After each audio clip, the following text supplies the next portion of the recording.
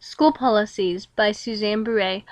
I interviewed Marcy Key, St. John's Catholic School principal, and Mike Gritten, Pike Valley Elementary principal. The reason I interviewed two principals was the fact that I teach at a private Catholic school, but I also wanted to get the opinion of a public school principal.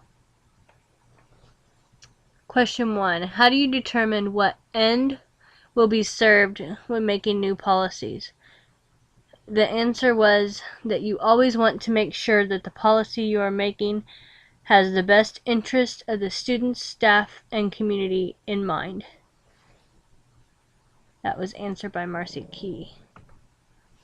Second question. In a small school, how do you establish an essential division between policy making and policy administration?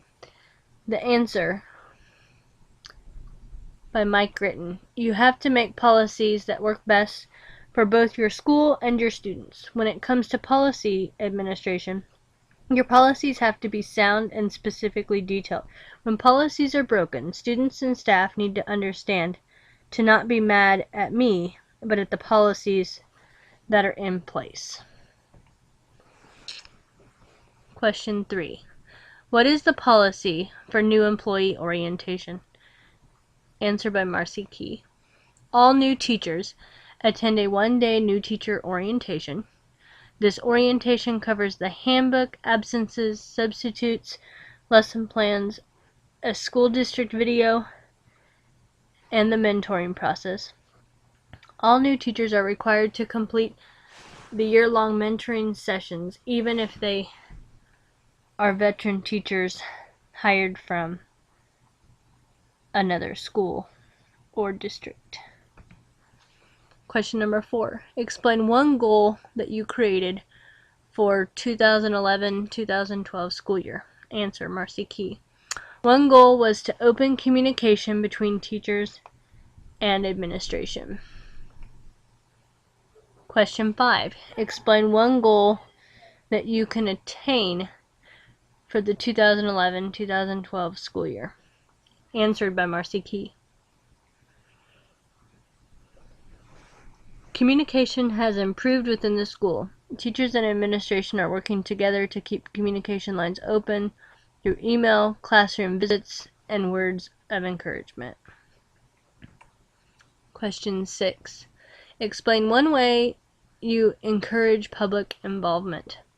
Answered by Marcy Key. Our school has events posted in the Register and local newspaper to promote events.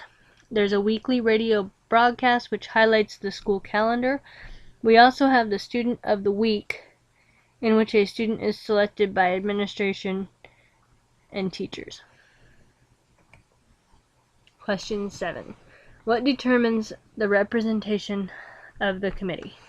Answered by Mike Gritten. Depending on the committee, it is made up of teachers, administration, board members, parents, and students. Question 8. How are concerned parties notified of policy meetings? Answered by Marcy Key. All board meetings are calendared and open to the public. If a specific item or agenda is calendared, then the interested parties are notified with a copy of the meeting's agenda. Question number 9. How is data and or opinions collected? Answered by Mike Gritten. Data is collected based on a variety of methods. Student data is collected through grades, portfolios, and standardized scores. Another way is through surveys and questionnaires during parent-teacher conferences. Question 10. Is it difficult to make necessary policy changes that contradict school traditions? Answered by Marcy Key. It is always hard to change policy when it goes against what the board feels is traditional.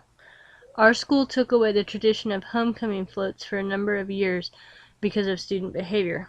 This year it was brought back on a trial basis to see if we can re-implement the tradition. The ISSLC standards. Standard 3. A school administrator is an educational leader who promotes the success of students by ensuring management of the organization, operations, and resources for a safe, efficient, and effective learning environment. Standard 4. A school administrator is an educational leader who promotes the success of all students by collaborating with families and community members, responding to the diverse community interests and needs, and mobilizing community resources. I feel all of the questions and answers related closely to both Standard 3 and 4. Aha moments. Anytime you can portray the success of your school and its students is the best advertisement within the community. It opens up the communication with current board members to see and hear the positives of the school and maybe attract future policy makers for the district.